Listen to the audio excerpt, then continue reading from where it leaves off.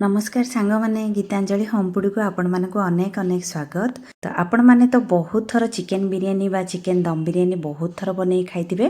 तो एमिति थरे मो स्टाइल रे चिकेन टिक्का बिरियानी बने के खांतु देखिबे टेस्ट बहुत जबरदस्त बनिबो।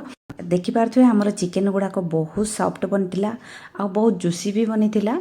फ्लेवरटा भी बहुत स्मोकी फ्लेवर आसतुला। तो एमिति थरे निश्चय ट्राए करंतु बहुत टेस्ट बनिबो। तो चलतु स्टार्ट करिबा।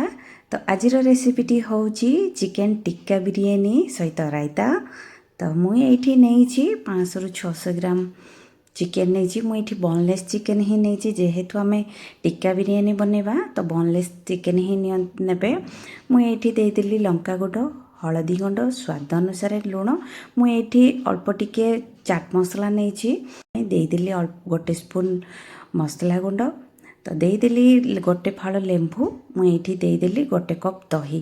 तो यही सब को भलसे गले नवा। मुझे अदा रसुण पेस्टा बोली जाइली तो मुझे ऐड करदेली। अदा रसुण पेस्टा प्रथम ऐड करदे। तो यहीटा गोल कि अध घंटा छाड़दे। तो चाउलर प्रिपरेसन करनवा मुझे बासमती लंग राइस चाउल नहीं यहाँ को भलसे धोईकी यहाँ भी 15-20 मिनिट भिजेकी छाड़दे। एठी मो पियाज फ्राए करनोची बिरियानी तो यहाँ बहुत जरूरी बहुत इंपोर्टेंट आमर पियाज फ्राईटा। तो यहीटा गोल्डन ब्राउन हैला पर्यंत भाजी नवा। तो देखि पारथिबे गोल्डन ब्राउन हो गलानी आमर। तो यही गुड़ाक बाहर करनवा। तो नेक्स्ट प्रोसेस को जीवा। तो आमर अनियन गुड़ाक फ्राए हो गलानी। तो ए स्टेज रे ही काढ़ी नेबे। तो आमर एटा को स्मोकी फ्लेवर गोटे दबा पई मु एठी गोटे बाउल नै गली। आउ एठी मु देई देली कोयला 2 खंड। आपण जदि कोयला नथिबा आपण तावारे भी भाजी पारिबे। कोयला गुड़ा को गैस रे टिके समय पुड़ी देकी तो सेइथिरे गोटे स्पून घिओ देकी एटा कवर करके रखिदेबे। आर गैस माने धुआं गुड़ा को नगला पर्यंत एटा कवर करके रखिनेबे। मुझे गोटे तावा नहीं नेली। तो ये मुझे देदेली 2 बड़ स्पून तेल देदेली। तो आमर जो स्मोक फ्लेवर देथिबा चिकेन गुड़ाक तो मुझे 1/20 रे मुझे गुड़ाक गोटे गोटे भाजी नौची एमती अल्टे ने मुझे 2टी बेच है मु 2 बेच रेडी भाजी नहीं। तो यही सबको एमती पूरा डार्क टिके भजा होगला ये गुड़ाक सब बाहर करना देखिपे मु सब गुड़ाक एमती भाजी नहीं। तो चलतु जी नेक्स्ट प्रोसेस को मुझे गोटे पेन रे नहीं गली अल्प टिके तेल ये देदेली गोटा मसला डालचीनी गुजराती लवंग मुझे देदेली अल्प टिके जीरा आ देदेली गोटे तेजपत्र। तो यही सब को भलसे भाजिला देदेली 2टी टमाटो चॉप करके मु देदेली। आपण चाहिए प्यूरी भी बने पारे। तो मुझे चॉप करके नहीं ये देदेली 3टी कंचा लंका आउ देदेली अदा रसुण पेस्ट। रागटा आपण कम बेसी करें। यही सब भजा है मुझे पाउडर मसला ऐड करदेली देदेली गोटे स्पून लंका गुंड गोटे स्पून हलदी गुंड। ये मो बिरियानी मसला 2 बड़ स्पून देदेली। तो देदेली गोटे स्पून धनिया गुंड देदेली गोटे स्पून जीरा गुंड। तो यही सब को देकर भलसे भाजी नवा। तो यही सब भाजिला मुझे देदेली गोटे कप दही। तो गोटे कप दही देकर यही सब को लो फ्लेम रे यहाँ भलसे भाजी नवा। हो गलानी यही सब भजा हो गलानी आमर।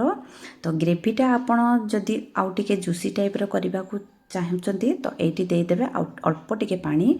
तो मुझे स्वाद अनुसार लुण भी देदेली जेहेतु आम चिकेन रे भी लुण ऐड करछे। तो ये लुणटा आप देखिकी ऐड करेंगे। तो मसलाटा आमर रेडी हो गला फ्राए कर चिकेन गुड़ाक मुझे ऐड करदेली। यही सब को भलसे गोले नवा। ये मु फ्राए कर अनियन किसी भी ऐड करदेली देदेली किसी धनिया पत्र देदेली किसी पुदीना पत्र। तो यही सब को देकर भलसे भाजी नवा किसी। तो आपन को टिके आउ टिके ग्रेवी दरकार पड़ो जदि आपण ये अल्प टिके पानी बैलेंस करने। तो हो गलानी राइस रो प्रिपरेशनटा करनवा मुझे नहीं गली पानी देदेली किसी गोटा मसला डालचीनी गुजराती गोटे स्टार फुल गोटे बड़ अलैच किसी गोलमरीच और किसी लवंग देदेली 2टी तेजपत्र देदेली मुझे साजीरा आ मुझे 3टी बड़ स्पून लुण ऐड करछि। लुणटा आपण अधिक टिके ही देबे। आ ये देदेली 3टी कंचा लंका देदेली धनिया पत्र पुदीना पत्र आ गोटे स्पून मुझे घीओ ऐड करदेली। तो यही सब को फुटिया छाड़दवा किसी समय पर। तो फुटीला आम राइसटा जो भिजेकी रखी ये मुझे ऐड करदेली यहाँ हल्का गले ने।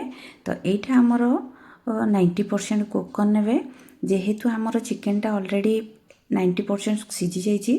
अधिक यहाँ आमर कुक कर ना तो होगा 90% देखिपे।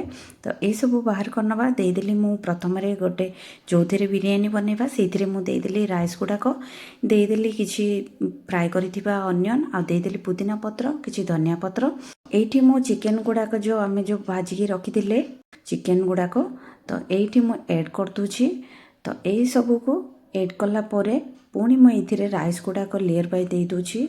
मुझे दुईटी लेयर बनई तो सेम देदेली मु फ्राए करिथिबा अनियन आउ किछि देदेली धनिया पत्र किछि देदेली पुदीना पत्र ये मु फ्राए करिथिबा अनियन रो तेल ही ऐड करछि। आपण चाहिले घी ऐड कर परिबे। देदेली किछि हमर बिरयानी मसला ये मु फूड कलर येलो कलर रो दोछि एटा पूरा ऑप्शनल अछि। आ ये मु केवड़ा वाटर किछि देली अल्प टिके तो एडा कवर करदेबे फॉइल रे।